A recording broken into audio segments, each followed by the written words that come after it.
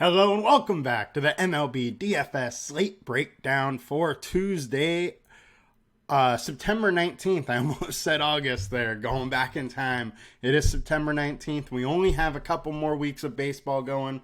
We're still going strong with our Tuesday, Wednesday, Friday shows for now. All right. Before we get into it, make sure to like, comment, and subscribe to our YouTube channel. It helps us out majorly just to get all the information out to people and make our reach at LineStar a little bit bigger.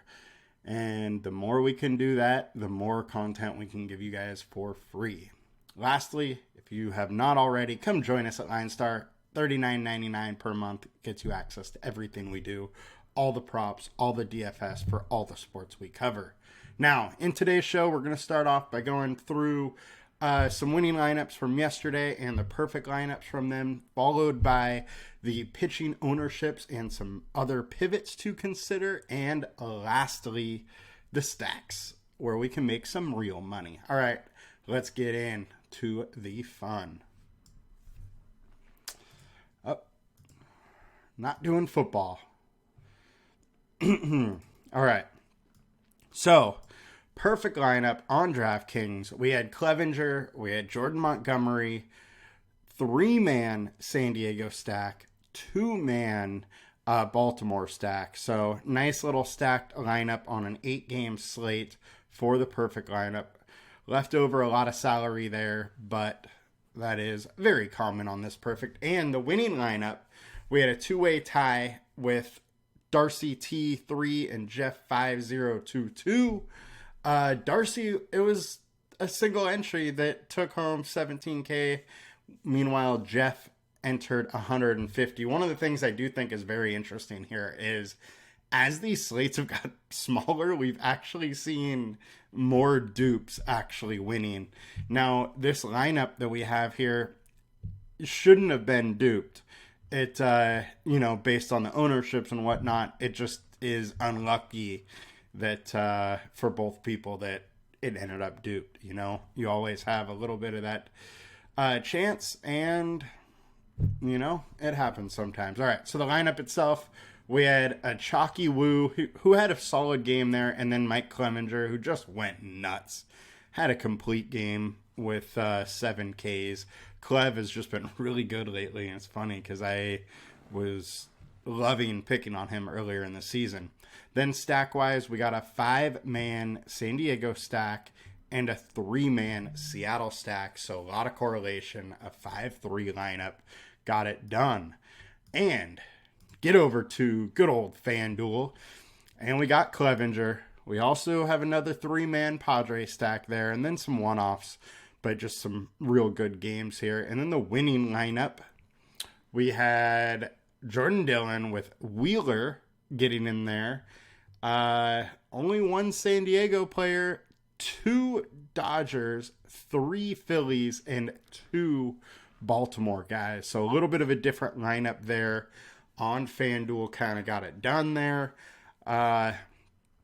Kind of surprising that San Diego didn't get more representation in this winning lineup, but I guess that it does happen when they are a low-owned stack and there's only 5,800 entries in it. Sometimes, you don't need to be as close to the nuts when, there's so much fewer entries into the contest, but congrats to J.R. Dillon for winning 10K. Now let's get into today's slate, shall we?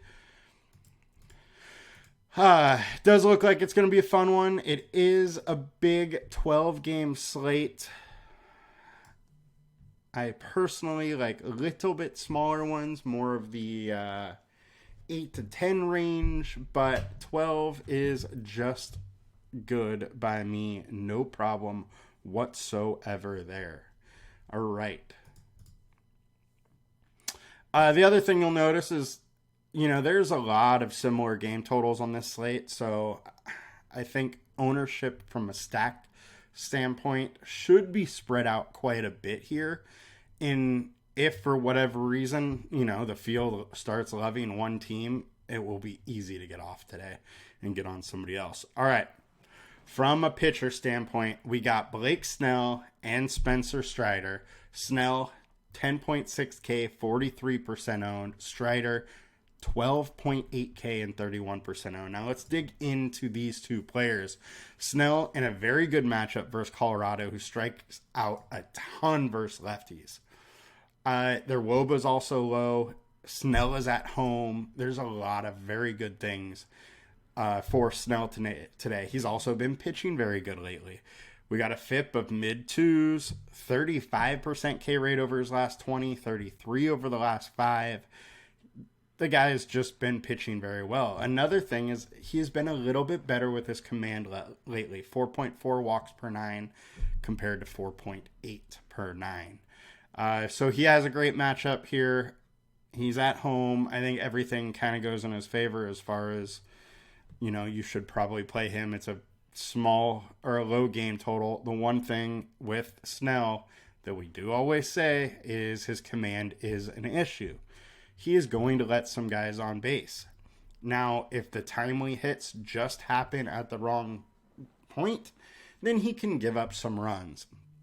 So he's been very, very good at limiting those runs all season long, but it can happen whenever, especially versus a team that is very familiar with him. Now, he has been very good versus them in the past.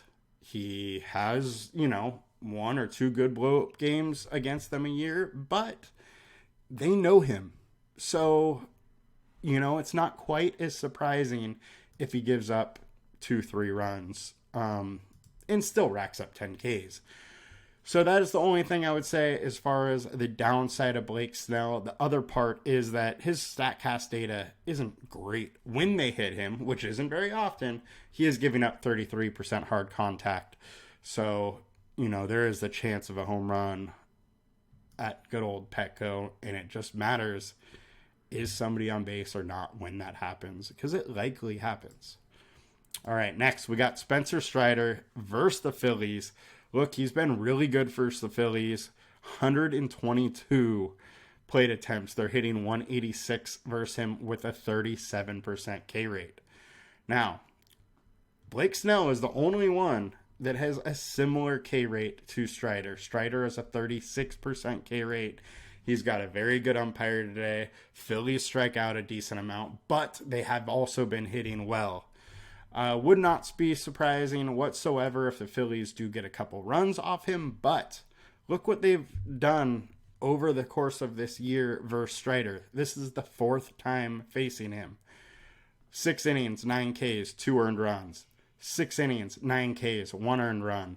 7 innings, 9 Ks, 1 earned run. So it's very safe to say that the most likely outcome for Strider is 8 to 10 strikeouts, 0 to say 2 runs, and, him being a solid choice for DFS. Now, he is extremely expensive, and at that price, the LineStar isn't really loving him. 1.6x value, 20-point projection. LineStar is absolutely liking Snell better. All right. Now, as we move down, Clark Schmidt is kind of an obvious, more of a value piece here. I think he is in a good spot and sets up decently. Blue Jays are obviously a good offense, but we do have a good umpire for strikeouts. Bad for walks, but Schmidt doesn't walk a ton of people. I think he is interesting as a value piece. However, he doesn't have a huge upside, and I do worry a little bit about that Blue Jays offense, and that he's kind of chalky. He is the chalky SP2. Next, we got Luis Castillo.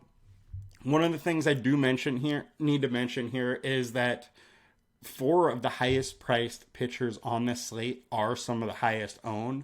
So what is going to happen is people will be paying up for pitcher, paying down for stacks. There are a couple cheap stacks that do look interesting, and I think a lot of people are going to be doing that on this slate.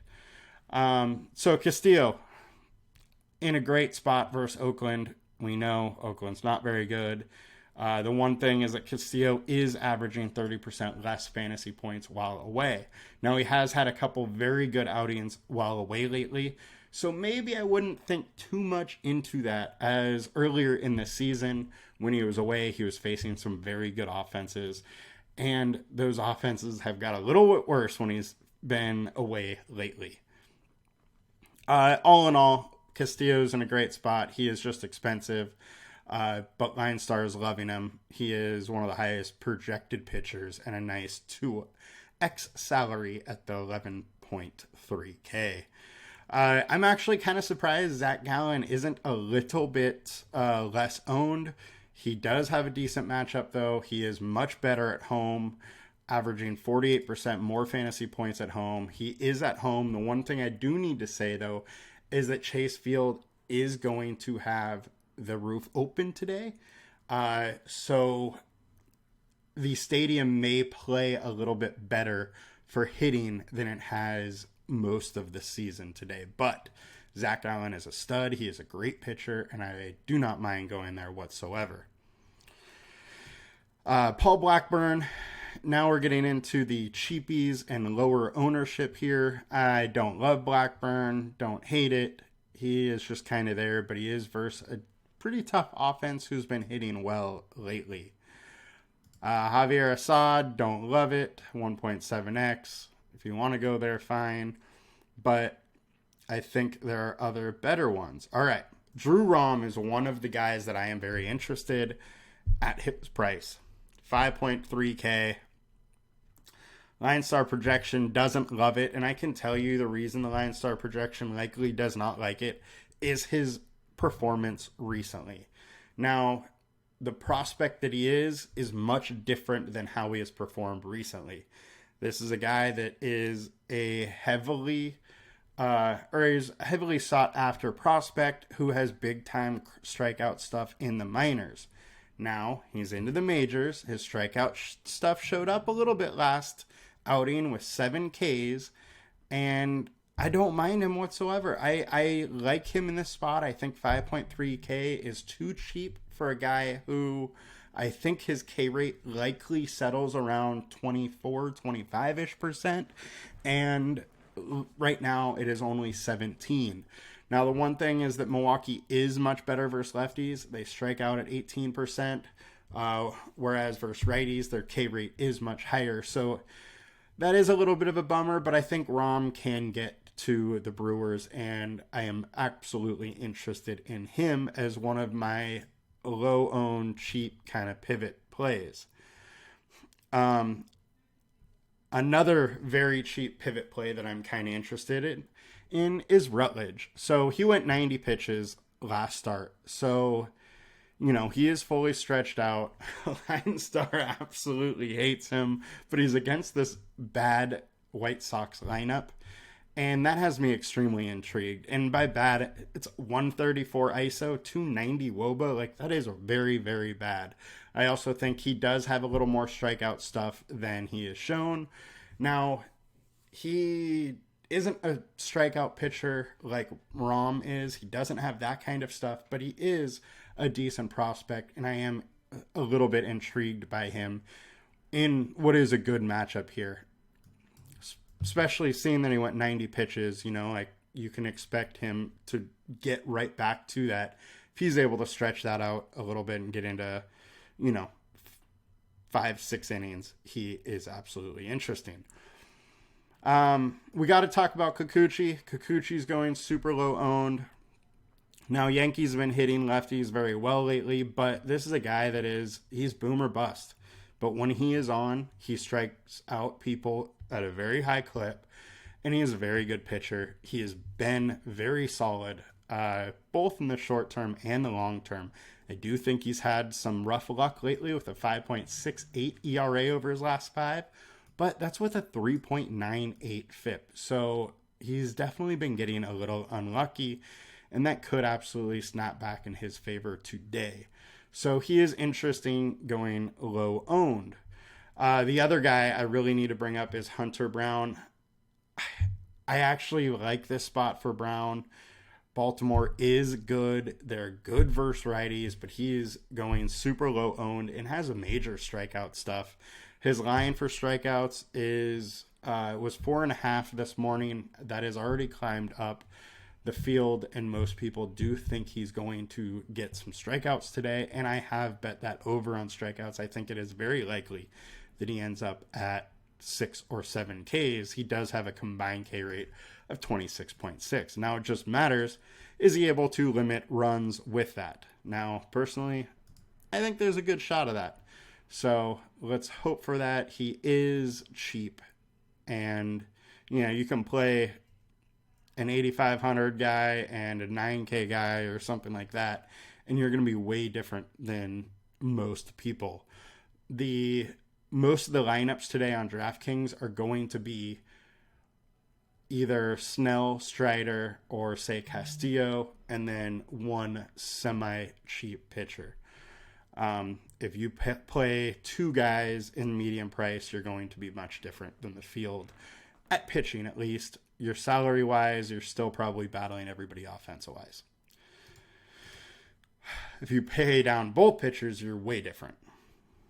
All right, FanDuel pitching ownership. We got Strider and Snell, both guys right around the same price. Snell is a little bit cheaper, while Strider is, a little bit less owned. Strider is a little more owned. Then Castillo is at 23%. So most of the ownership on FanDuel is all paying up. You can flip the build, pay down, and hope you get, a ceiling game out of one of those guys. And it is very interesting. So, like I said, my favorite pay down options, we got Rutledge, we got Rom, Hunter Brown. All of those to me are fairly interesting to get away from the field. Or you could pay up and you just go Gallen over the 3 higher owned guys. Of the 3 higher owned guys, I do think Snell is a little bit more interesting to me than Strider and Castillo, but I don't think you can really go wrong with either 3 at their ownership. And I do think that Snell and Strider are much more worthy of where their ownership is than Castillo. Now, let's get into some stacks.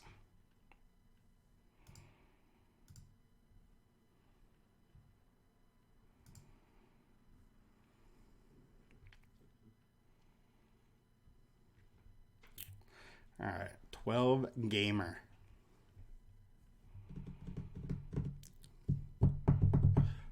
Boop, boop, boop, boop. One of these days Here we go. Red as I'm trying to have some water. All right, so top ceiling play, Houston versus Kyle Gibson. I don't love Houston versus Kyle Gibson. However, I do get it. He can get got. He does have a 4.85 FIP over his last 5, and Houston's hitting the ball well, so I do understand it, and they are a little interesting because nobody is going there, and we have a game total of 9, so it is one of the higher ones on the slate. Now, as far as ownership wise, let's see what we got here. So our highest owned is Cleveland. Okay, like I said, there's going to be some cheap stacks that everybody's going to. Cleveland is one of them. Looks like he's in a great spot. This Cincinnati or Kansas City pitching staff has just been decimated and they've been terrible. So it makes sense to go with Cleveland. Another spot people are going to is Washington, who is, a bit more expensive than Cleveland.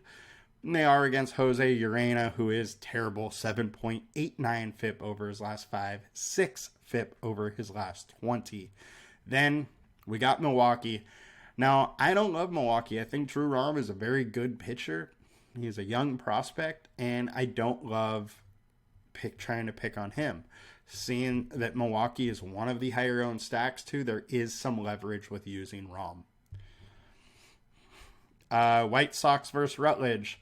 So Rutledge and the White Sox, I think this is a high volatility spot where there is a chance that White Sox absolutely crush Rutledge. And it could go the other way where Rutledge does have a decent game here. I think I like Rom much more than Rutledge, by the way. All right, now let's look at the highest projected lineups here, or stacks. All right, we got the Braves. No surprise here. Christopher Sanchez on the bump, which he has been very, very good.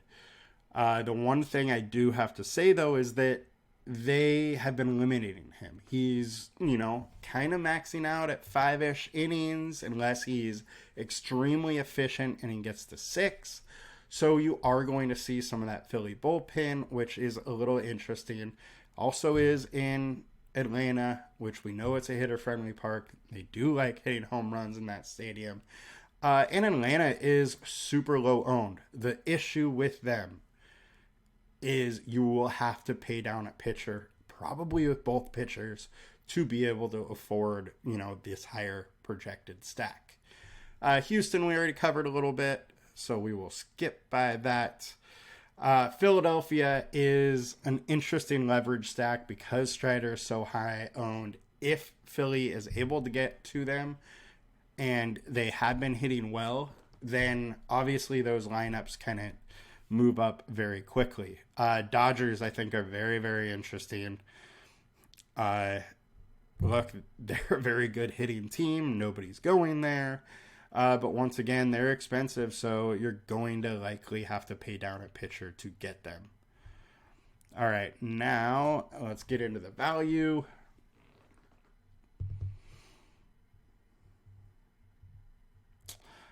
Kansas City is there versus Logan Allen. Logan Allen is a good pitcher. I do think Kansas City is probably a little bit too high owned in this spot for me personally, but there's a 9.5 game total on this game, so both sides of that game, Cleveland and KC, should be a little interesting. Oakland's popping up a little bit. Castillo is much worse away. Maybe they're able to get to him. It's doubtful, but, telling me there's a chance. White Sox popping up a little bit. I think a lot of people are going to be all over those games. All right. Diamondbacks are versus the Giants. As I stated, the roof will be open, so that ball may fly a little bit more. We know the Diamondbacks have a decent offense, and they're trying to clinch that wild card, so they really need to be hitting today. And ceiling we went over. We'll click the teams just to make sure we're not missing anything here. And so Dodgers, second highest game total. White Sox, Washington. We did not talk about the Cubs. I think the Cubs are very interesting versus Volter. He's given up hard contact, given up high average exit velocity. The bullpen is just okay. So that is interesting. Another one is I do kind of like Pittsburgh as a low-owned, cheap stack if you want to pay up for some pitching. They're one that probably not many people will be on, but I just don't trust Assad that much. So that one's interesting to me. Texas is obviously interesting versus Huck. However, they haven't been hitting that great lately. And the Padres. I got to bring up the Padres. Hate to do it because when I do, they fail a lot. When I don't talk about them, they come through. But look, Feltner is not that great of a pitcher. The Padres have been hitting very well lately. They're on a 5-game winning streak. Maybe they can make it 6 tonight. And I think they are a little bit interesting, as well as the Mariners. And that will do it for us today. A lot of different ways you can go. Just remember to try to get a little bit different. If you pay up for 2 pitchers and go with a cheap offense, probably a lot of people doing that with you. Just try and pick a different cheap option that everybody else. Ownership projections are your friend. Figure them out. Go with it. You guys have a good one. I will be back tomorrow for another DFS show. Have a good one. Make sure to comment, like, and subscribe. Adios.